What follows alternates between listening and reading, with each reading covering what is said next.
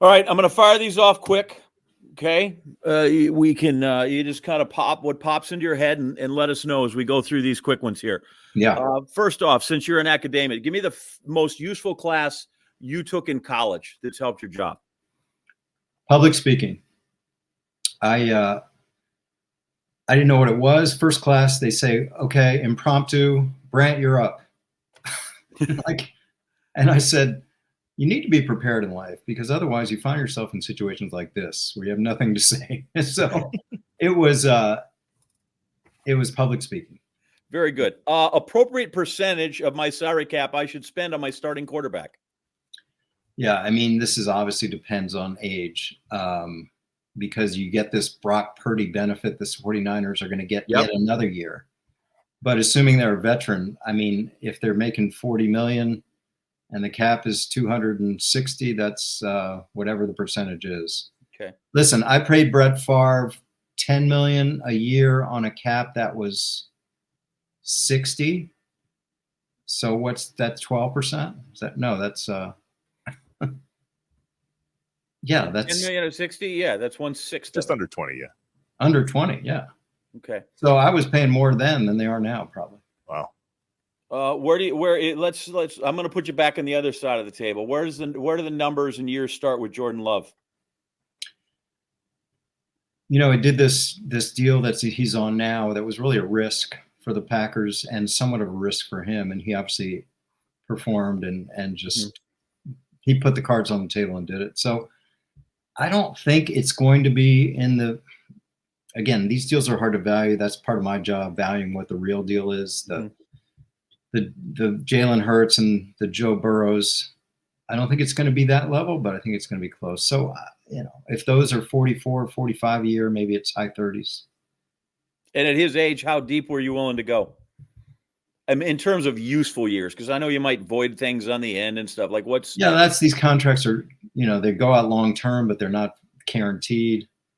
I mean, the market seems to be 3 years guarantees is it. No one's doing Deshaun Watson deals anymore. Mm-hmm. So yeah, 3 years fully guaranteed, and hopefully as many years as the Packers can get non-guaranteed. Flag football in the Olympics in 28. You like that or you dislike that? That's fun. I mean, I think it's interesting where you have Gronk and Tyreek Hill coming out saying they'll play. Who knows what they're going to look like in 2020, especially Gronk. Is he going to be able to walk, let alone run? So. I've read your story about how you were on the phone with Aaron Rodgers and his agent during the draft. But if not Aaron, who would it have been? It was a tough time. I've told the story that there was no one up there with a first-round grade besides Aaron. And we had coaches that wanted to dip in the second-round grades and take a defensive player. And I sided with management. I'm like, what do we always say? Trust the board. If we take a second-round grade here, we're deflating this whole scouting staff because they spent 6 months on the road. That's the guy we take.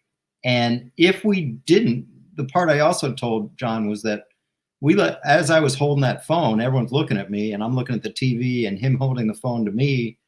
And we had 12 minutes where that phone never rang. Mm-hmm. If that phone rang with an offer, who knows? Aaron Rodgers would be somewhere else. But that phone never rang. So I don't think we would have dipped in our second round.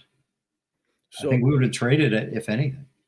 Love, Romo, Love and Aaron are great success stories right now. Tell me about Tony Romo when you brought his name up. End of the draft is chaos. All the undrafted players.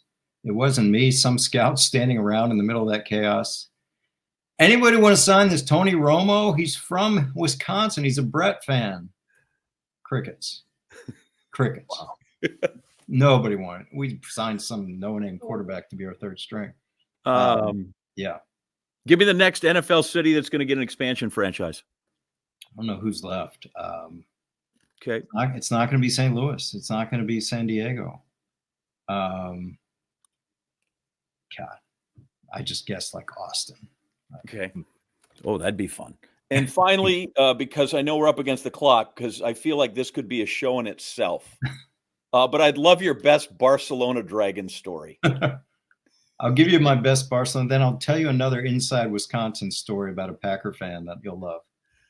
Barcelona, so many stories. First touchdown.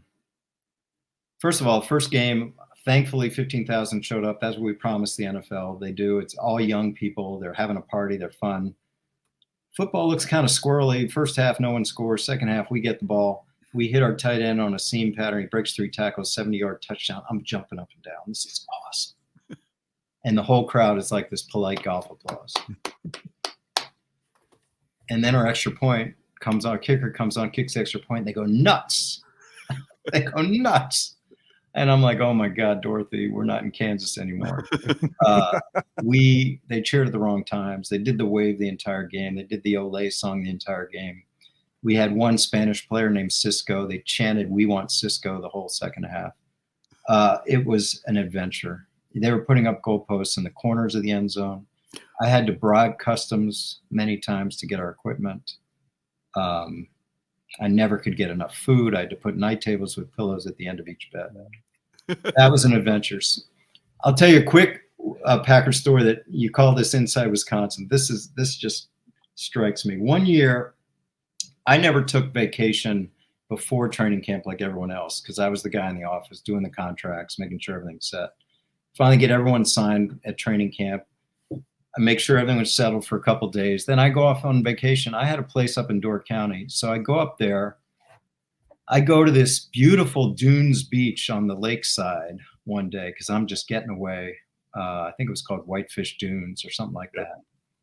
And it is beautiful. And I'm soaking up the August weather with my son. It's just the two of us in our swim trunks. And then I get a call from the office. We're making a trade.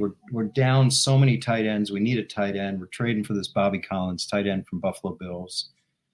I said, all right, what are we trading? Well, we're going to trade one of our D linemen we have a surplus. We're going to trade David Bowens.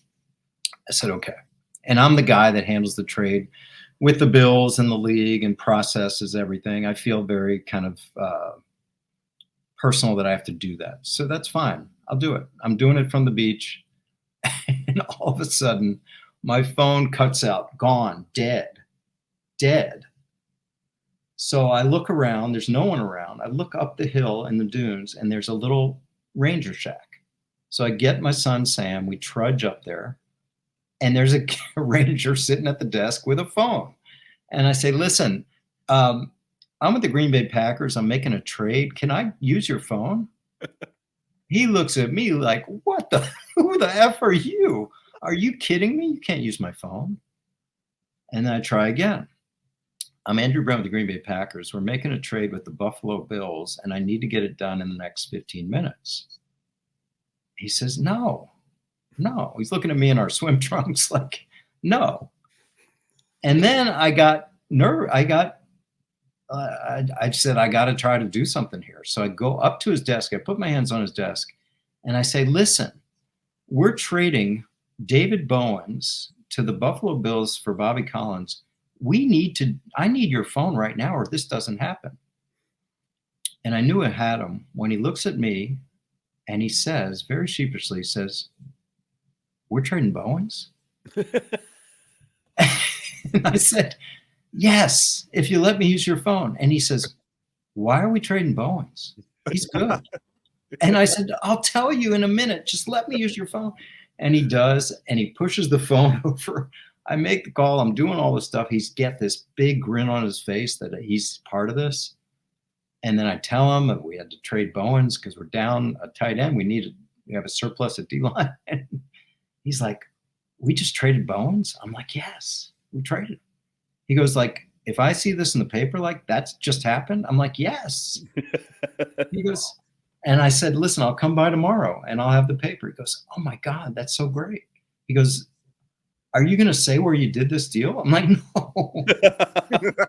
But it was just clear that there's a Packer fans are a special breed because he's like looking at me like, we're trading Bowens. That is, I mean, what a good closer you are right there with Andrew Brandt. Yeah, that's we appreciate your time. I know it was short today, but we thank you for carving some of that out. It's great to talk to you. Thank you for that. Thank you for Charles Woodson. That was my toughest signing because we talk about Green Bay. You know, it was not somewhere he wanted to go. Well, did you say we have that in common? But that's okay. So anyway, good luck to you. Thanks so much, Andrew. Thank you, guys.